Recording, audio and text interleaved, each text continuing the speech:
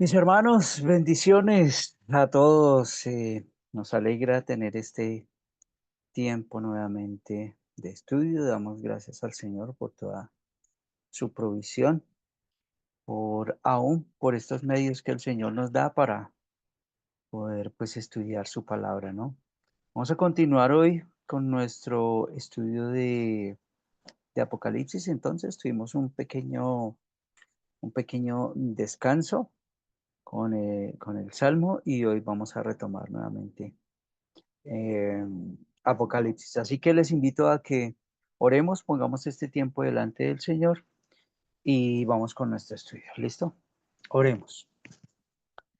Señor, te damos gracias por este día, gracias por esta noche, gracias por el tiempo que nos das para estudiar tu palabra. Te ruego, Señor, que nuestras vidas sean traídas a esperanza, nuestra fe pueda ser fortalecida mientras estudiamos tu palabra. Señor, te rogamos esta noche que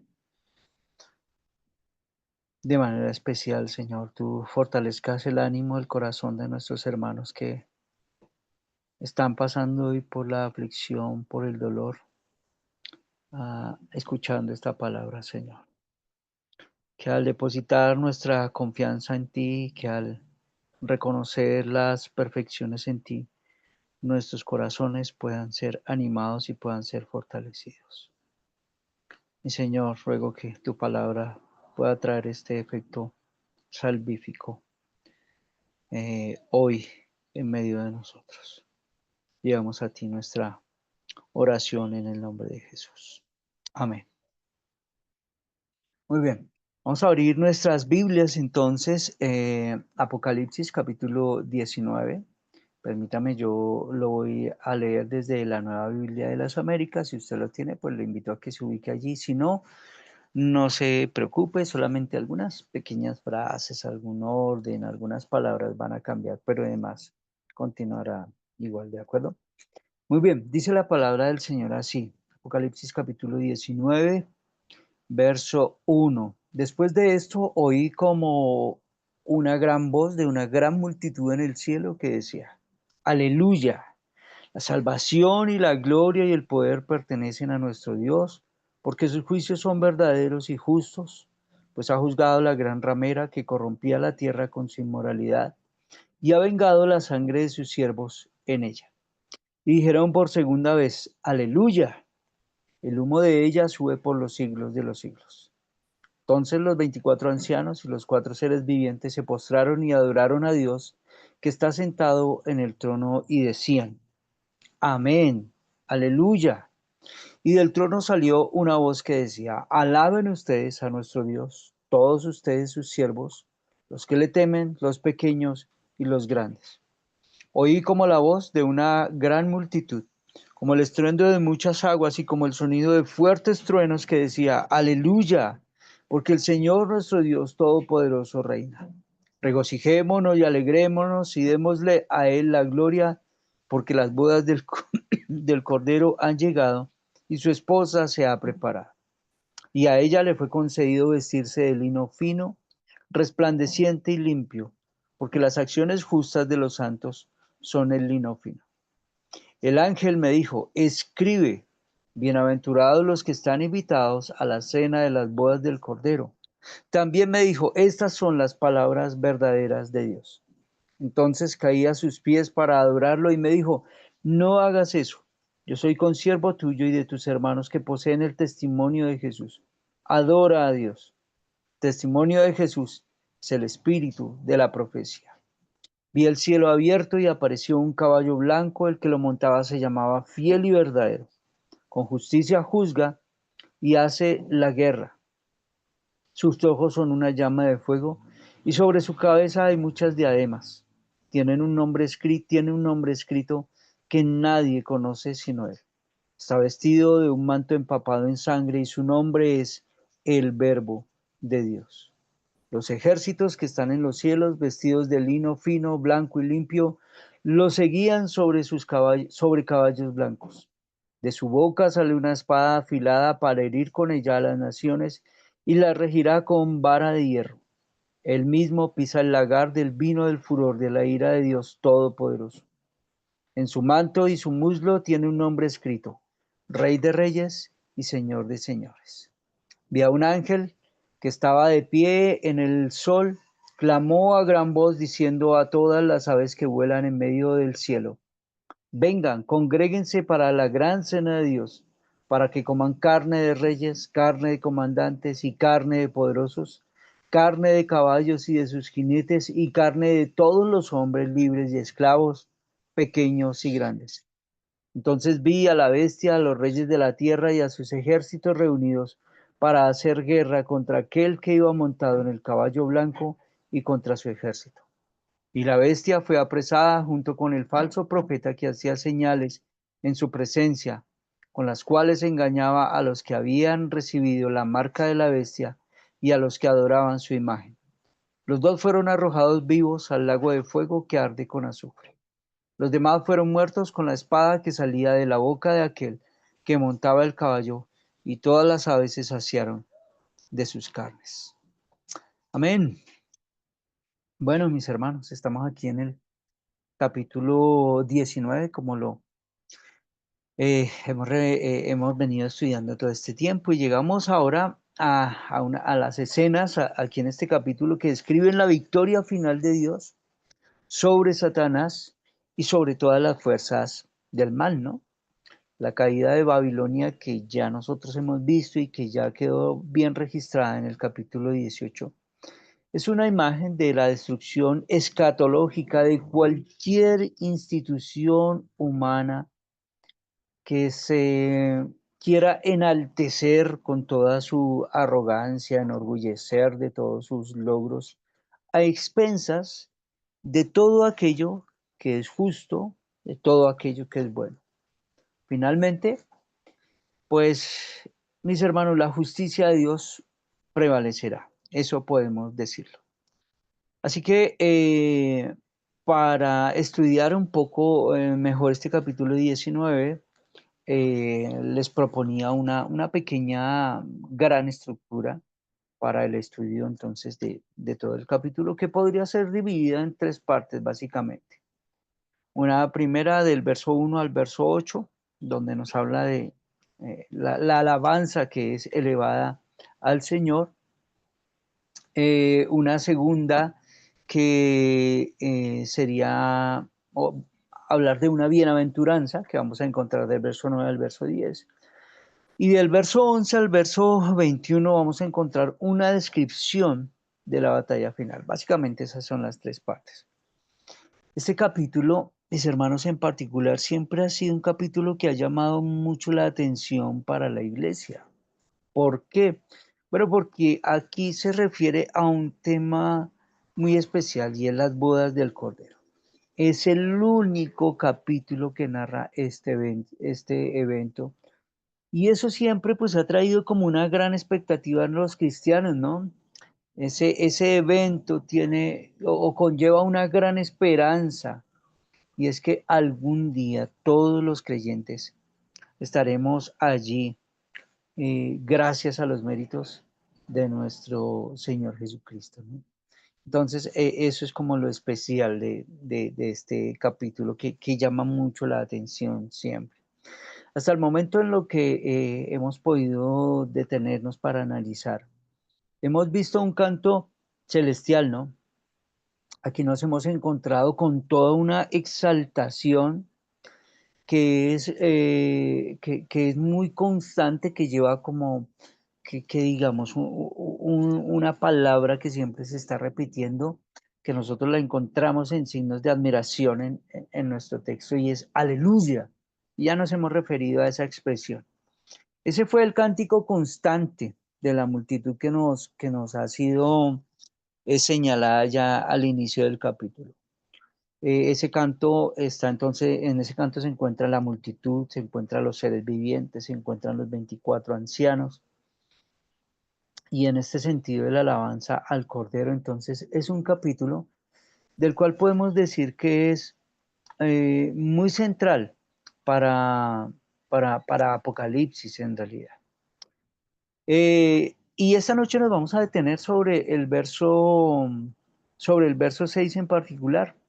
Así que quiero que lo leamos nuevamente. Dice así nuestro texto. Y oí como la voz de una gran multitud, como el estruendo de muchas aguas, como el sonido de fuertes truenos que decía, aleluya, porque el Señor nuestro Dios, todopoderoso, Rey.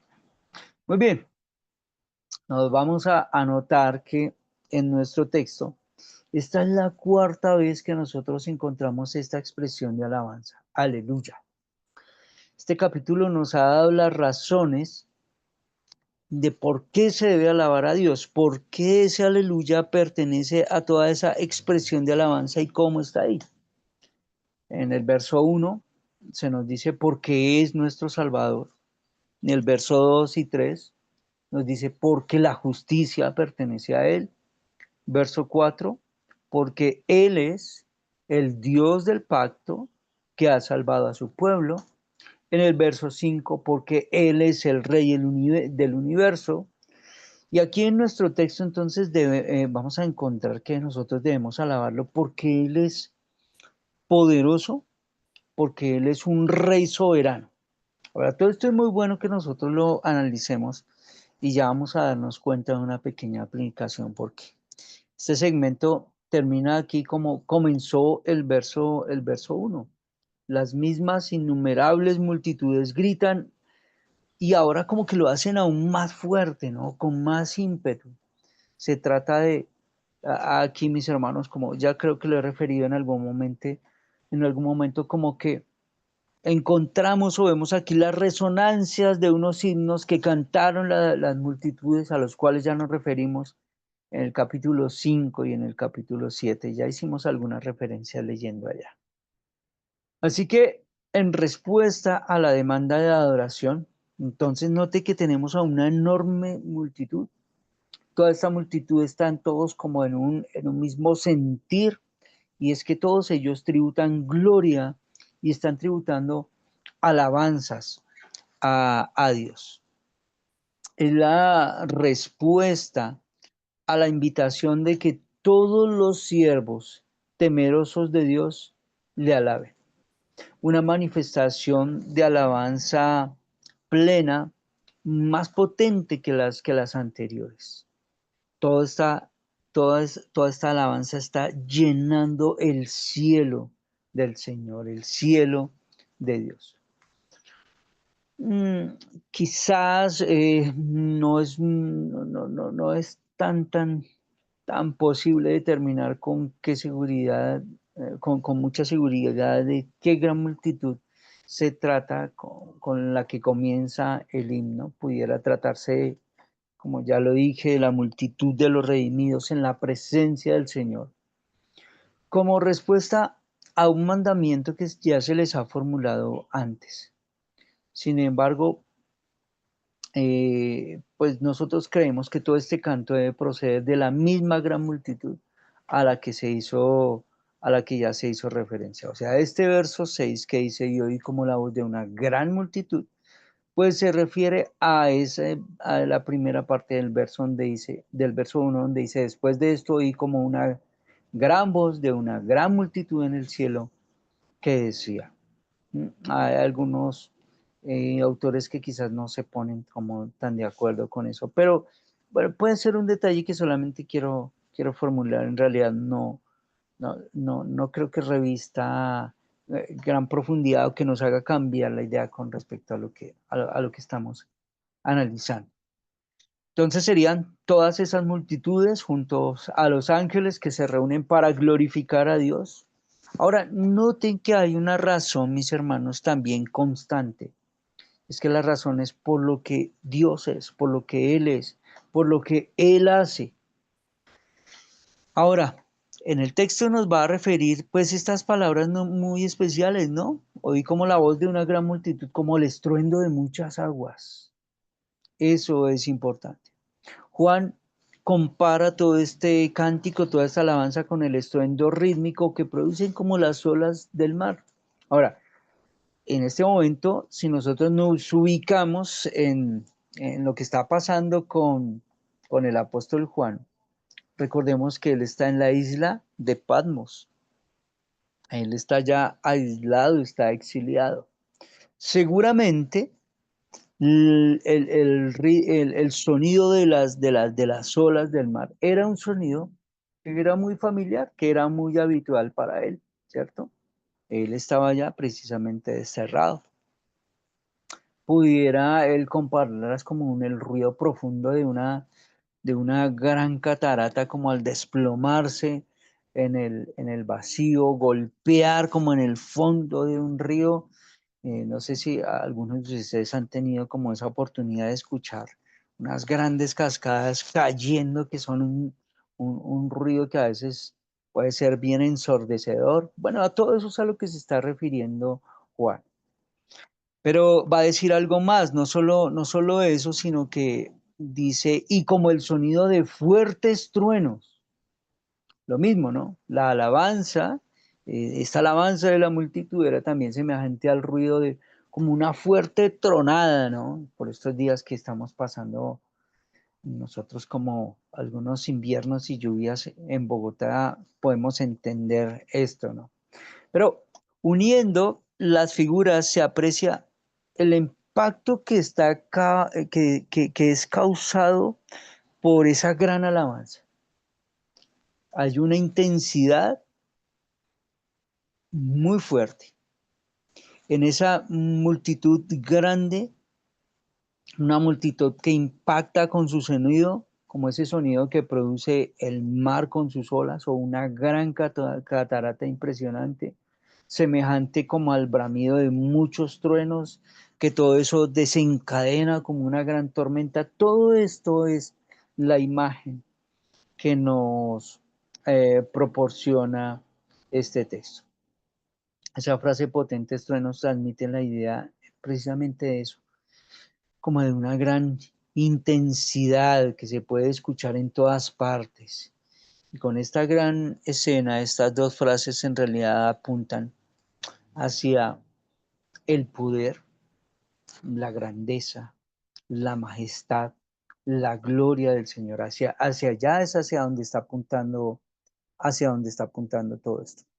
Es importante que nosotros podamos como poder entender un poco todo este lenguaje que se está utilizando en este texto, ¿no?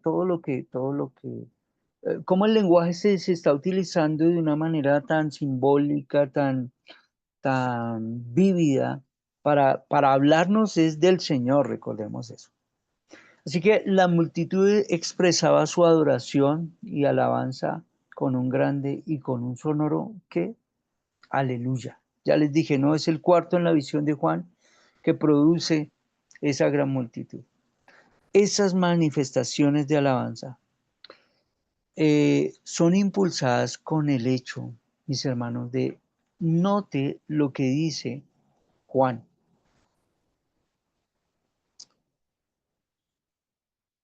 Y como el sonido de fuertes truenos que decía aleluya, porque el Señor nuestro Dios Todopoderoso reina. El Señor nuestro Dios Todopoderoso reina. La idea aquí es que Dios ha establecido su reinado.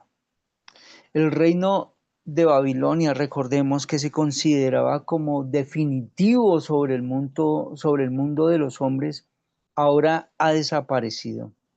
Ahora está hecho pedazos, está hecho ruinas. Y ahora ha sido sustituido por el verdadero y por el glorioso reino del Señor. Es lo que leemos aquí. De otro modo, usando la expresión de un futuro incuestionable e inevitable, Dios vino a ser rey en plenitud de poder, en ejercicio ahora sin ninguna restricción, sin ninguna oposición ahora a su soberanía. Ahora Él es el rey y ha establecido su reinado sobre toda la tierra. Todo eso es muy importante que nosotros lo empecemos a recordar. Entonces, miremos un poco esas expresiones, que en primer lugar se le llama Señor. Ahora, ese título para nosotros es especial porque es el título que se da a Dios en una manifestación personal como Yahvé, eh, haciendo referencia al Dios fiel, haciendo referencia al Dios que es Salvador. Es el título que corresponde a Dios, mis hermanos, que se relaciona con el hombre, que viene en un acto de, eh, para entrar en pacto, más bien en gracia de su salvación. Hay muchas cosas que conllevan ese nombre. Es el reconocimiento del Señor como el poderoso en medio de ellos. Ese título era el rey, era el título que quería ostentar el rey del momento al que se le quería otorgar o que quería más bien apropiarse de ese nombre. Los creyentes fueron perseguidos, los cristianos del primer siglo fueron perseguidos por llamar Señor a Dios dentro de muchas cosas por las que fueron perseguidos, ¿no? Ahora, en segundo lugar, se le llama a Dios, enfatizando aún más la condición única del Dios verdadero. Ese título es la transliteración del término referido al Creador, al soberano. Eso es importante. El que tiene toda autoridad sobre los cielos, sobre la tierra, el que restaura el orden, no solo en cuanto al gobierno en la tierra, sino en la generación de una naturaleza quebrantada por la acción del hombre. Así que note que toda esta multitud con una gran alabanza, con un estruendo de voz, lo llama Señor Dios. Y en tercer lugar, se dice de él que se llama el Todopoderoso. En Apocalipsis, el Señor Dios Todopoderoso se utiliza 7 veces, ya nosotros nos hemos referido antes a ello. Y todo eso para hablar, para caracterizar la soberanía de Dios. En el contexto histórico de un imperio romano, pues para su momento, un imperio arrogante, un imperio poderoso. El hecho de que Juan llame a Dios el Todopoderoso presenta un acto, mis hermanos, de extraordinaria confianza. O sea, cómo su pueblo puede descansar en el brazo, en la mano poderosa, fuerte de su Señor. Y ellos tienen una confianza en todo ello. Así que ese título todopoderoso no es solamente parte de una adoración sin sentido, como a veces quizás nos pudiera pasar a nosotros, ¿no? Cantamos en nuestra alabanza y nos referimos a, a, a grandes perfecciones y a los atributos del Señor, pero de los cuales a veces no somos tan conscientes. Mis hermanos, este título todopoderoso cantado por esa multitud es garantía del cumplimiento en el tiempo histórico de los hombres, de lo que el Señor había determinado, de lo que el Señor había comunicado por por medio de sus siervos. Nada puede haber en las voluntades humanas, en las voluntades angélicas, que puedan alterar, que puedan variar quizás un ápice del contenido de la revelación sobre el decurso de la historia que Dios revela en el contenido de Apocalipsis. Nada, ni, una, ni un pequeño detalle podrá saltarse, porque el Todopoderoso se ha pronunciado, el Todopoderoso lo ha dicho. Volvamos a leer el texto.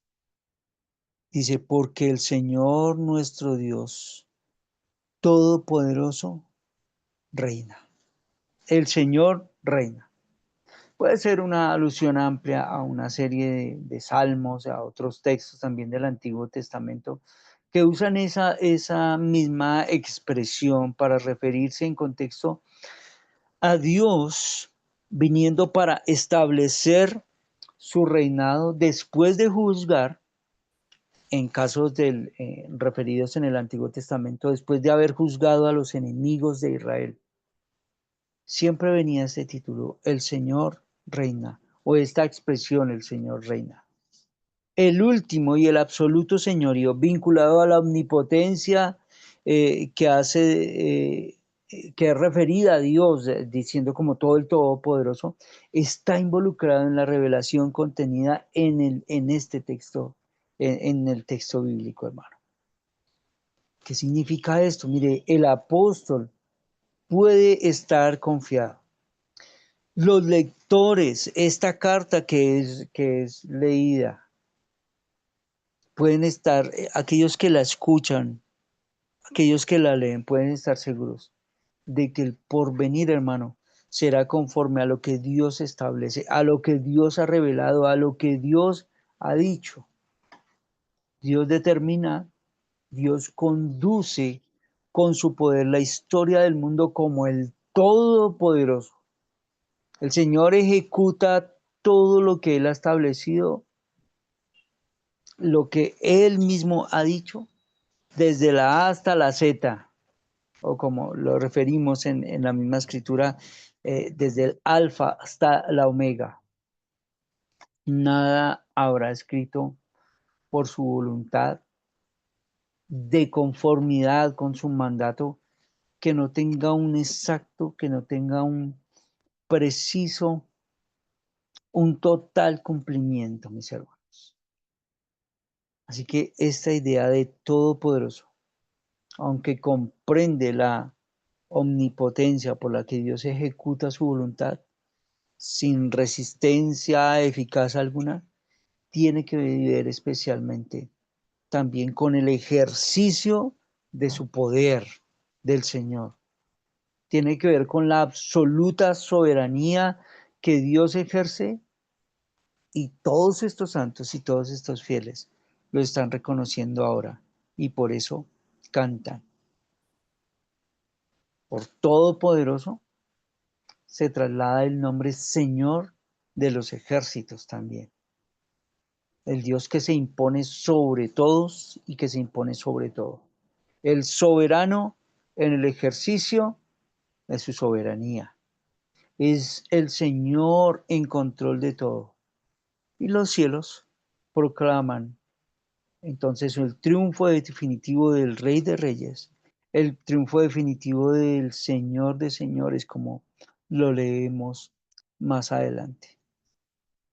Entonces nuevamente leamos el texto. Oí como la voz de una gran multitud, como el estruendo de muchas aguas y como el sonido de fuertes truenos que decía, aleluya, porque el Señor nuestro Dios Todopoderoso reina. Así va el texto. Mis hermanos, es el cumplimiento definitivo de la promesa que el ángel le hizo a María en la Anunciación, ¿recuerdan? El ángel dijo, este será grande, será llamado el Hijo del Altísimo, y el Señor Dios le dará el trono de David, su padre, y reinará sobre la casa de Jacob para siempre, y su reino no tendrá fin. Es esto. Este verso de Apocalipsis 19, verso 6, indica el cumplimiento futuro de todas las profecías del fin, mis hermanos. Por eso se refiere a eso de esta manera. Hasta el momento entonces nos hemos detenido sobre los primeros 6 versículos, ¿cierto? Donde se nos ha hablado de la alabanza celestial, donde se reconoce al Señor en todo lo que ya hablamos. En todo este empleo de este aleluya al que hemos referido, se nos recuerda mucho a los salmos, ¿no? Algunos salmos que repetidamente ofrecen alabanza por el soberano gobierno de Dios, por la eterna comunión con los redimidos, todos esos elementos están ahí. Sobre la naturaleza de nuestra alabanza a Dios. Mis hermanos, a menudo nuestra alabanza al Señor se centra en lo que Él ha hecho por nosotros, ya sea por nuestra salvación, ya sea por cosas relacionadas con nuestro diario vivir, en fin. Sin embargo, quiero que pensemos en esto y que podamos meditar en esto. Aquí la alabanza de los santos se centra en quién es Dios, también por supuesto en lo que ha hecho completamente, aparte de las circunstancias de nuestra vida individual. El hecho de que sus juicios son justos y son verdaderos, el hecho de que Él ha juzgado a la gran ramera y el hecho de que Él reina sobre todos. Eso debería ocupar nuestra mente. Sí, bien, por supuesto que no hay nada de malo en alabar a Dios por lo que Él ha hecho en nuestras vidas, pero siempre es bueno que nosotros reconozcamos en Él su fidelidad, su misericordia providencial. Ahora, ¿con qué frecuencia, mis hermanos, quizás nosotros damos un paso atrás y le agradecemos sencillamente al Señor por lo que Él es? No más. Por quién es Él. Reconocemos en Él sus perfecciones, reconocemos en Él su santidad. Y lo ha hecho pues en el contexto más amplio de su creación. ¿Y para qué ha hecho todo esto? Bueno, nosotros encontramos que todo esto lo ha hecho sencillamente para la gloria de su nombre. Y nosotros deberíamos reconocer eso. Mis hermanos,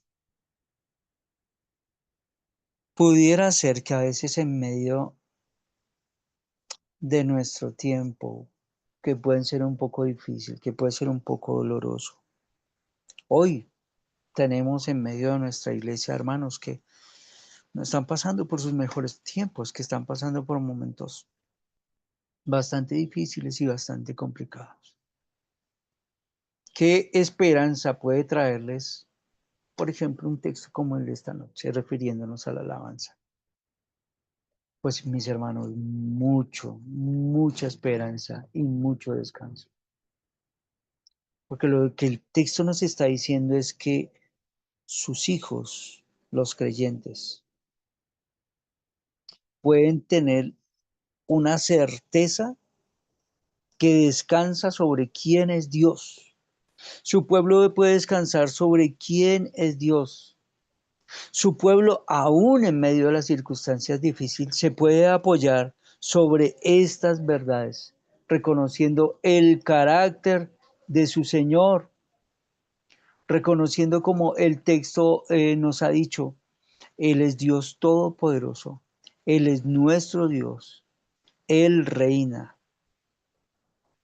Se ha dicho de Él que Él tiene la gloria, que Él tiene poder, que Él tiene la salvación, que Él tiene el juicio, que Él es justo, en fin, todo lo que nosotros hemos podido leer hasta el momento. El pueblo del Señor sabe a quién ha servido y allí puede dirigir su atención. El pueblo del Señor puede expresar de varias formas su fe, así como lo estamos viendo en este texto. Así que su alabanza, mis hermanos, va cargada de todas estas afirmaciones. Así que su reconocimiento del Señor puede ir cargada de todo lo que hemos leído esta noche. Aún en medio de las dificultades podemos decir, tú eres roca mía, tú eres refugio mío, tú eres mi Dios, tú eres poderoso, pero no sencillamente como unas palabras una jerga a la que nosotros nos acostumbramos, sino reconociendo en el todo ello, mis hermanos. Bueno, esta multitud está reconociendo todo eso. En su historia, mis hermanos, Dios se ha mostrado a favor de su pueblo. Dios se ha mostrado a favor de nosotros y por eso podemos expresarle todo esto. ¿Por qué desconfiar del Señor?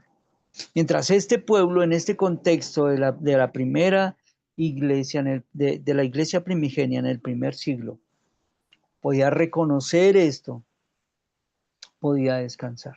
Mientras escuchaba y mientras leía sobre este canto, ellos podían descansar, porque ellos también sabían en el Dios que habían creído y podían confiar en él. El Dios Todopoderoso nunca los abandonó. Aunque tuvieron las dificultades y aunque tuvieron la persecución más terrible, el Señor nunca los abandonó. Vuelvo a decir, Él es roca, Él es refugio de los fieles, Él es justo, Él es recto, Él es santo, tiene propósitos que está cumpliendo y que llevará hasta su final a través de su pueblo. Su pueblo podía entender que Él los preservaría, aunque experimentaran dolor, sí, aunque experimentaran dolor, pues el Señor los llevaría hasta el final. Con esa gran esperanza, mis hermanos, hoy nosotros podemos caminar y nosotros también podemos ser fortalecidos.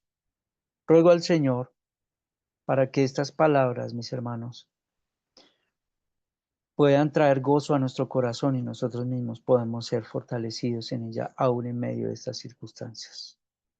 Así que voy a invitarles a que oremos y podamos recordar hoy eh, estas gloriosas verdades en el Señor y de una manera especial como nosotros lo sabemos, pues quiero que oremos por nuestra hermana Claudia, para que el Señor la fortalezca, para que el Señor la ayude y para que este Señor del que hemos hablado esta noche pueda traer también fortaleza y ánimo a su vida y a su corazón, a su familia. Así que quiero que de manera especial podamos recordar a Claudia esta noche en nuestra oración. Oremos. Padre, gracias por tu palabra. Señor, nosotros podemos reconocer en ti, así como leíamos esta noche,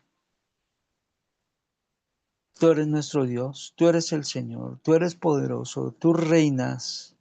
Reconocemos en ti, Señor, el Dios soberano que tú eres. Oh Padre, gracias.